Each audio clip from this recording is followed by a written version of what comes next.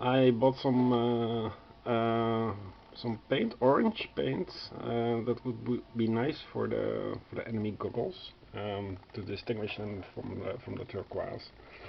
And these what is this? These protruding sharp things. I think they are from their hides, from the skin. So I did them in bronze, and then I will do them in dark flesh color, and also their gauntlets should have. I think I'll make them dark blue or something, but it's always a bad idea to have too many colors on a single mini. Now then, this guy. This guy was pretty simple actually. I started with the metal color on the hands and the feet. And later I saw that most people paint the feet as a natural part of the red. The red also has a belt. I'm not sure what color I will make the belt, probably something green. And his ears are also sticking out, as you can see, and because he's entering the seam like so, yeah, this is lighter than this part. This is not so light. You can make the colors lighter by doing more than one layer.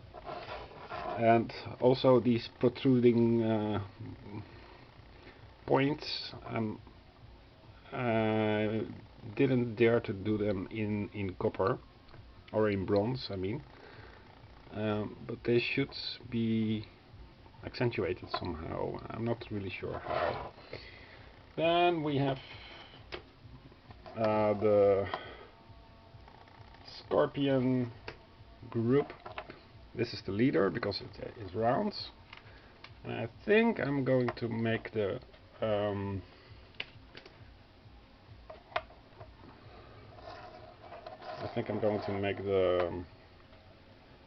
the bases red, but that is a problem because I should have done the bases red first for the round enemies, because now I have to wiggle between the several feet of the monster. With some silver tipping for the eyes. They look nice in real life. I can do them sometime over.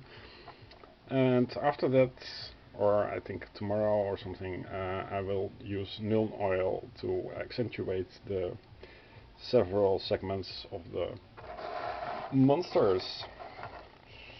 The final monsters. This is the Rust Lord. No idea what role he plays, but he is on the front of the box itself. Here's the cat soup. That should have been. I'm not going to do that. This is the Swiss Army knife. The 3, 4 things, 5, 6. Now 7 things. I did this in bronze. I think I have to do this in wood. You can also, of course, paint dried blood on several of the parts, but that's a bit too much, I think. This is. It reminds me of the Wizard of Oz. This I did in a different color, and this is something that is held together around him, as you can see because of the contrast, with a leather strapping that goes round. No clipping here, so it's like forever. And this thing, I don't know what it is.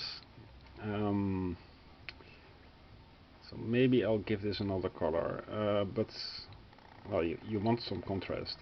Now the teeth, I did them in bronze, of course, to make them as a bit yellowish, and the tips I will make white. It's extremely detailed.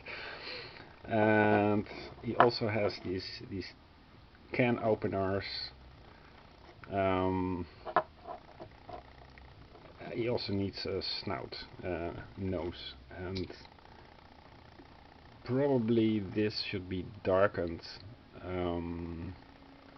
However, I'm pretty satisfied with this. I mean, you can spend hundreds of hours on your minis. Smokey.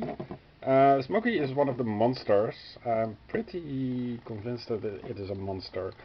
So I did the eyes. Well, part of the eyes. I watched some videos. Mouth of a cat is pink.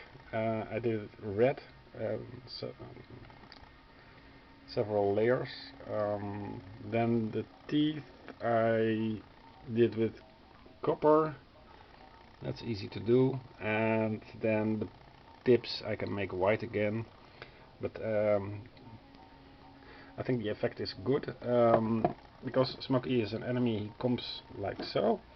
So this part is a bit lighter. I accentuated the light parts. Then this part also has a red going through it, because yeah, it's an evil enemy or something. The feet are a problem. I did first the dark part, then the skin, several layers. I decided today to also do the nails in bronze, and he also has a back paw. And most of the cats have, let's highlight this. Oh, camera refuses. Like so then.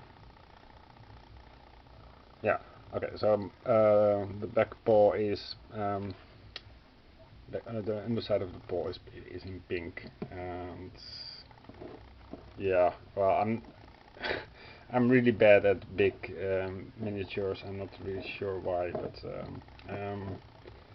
you have to be consistent with the paint, and paint dries pretty quickly. And then disaster piece of Forest of Adrimon.